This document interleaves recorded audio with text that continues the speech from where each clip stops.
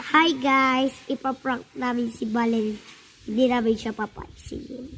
Po kami ngayon ng ice cream. Uy, ako din! Huwag ka na. Bili kami ng ice cream. Maraming atayan si Bal.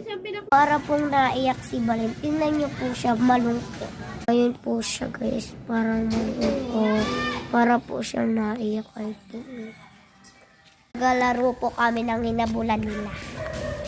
Sale. Huwag ka na.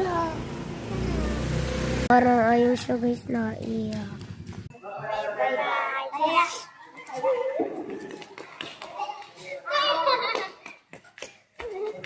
So guys, tapos na kami maglaro ngayong araw na to.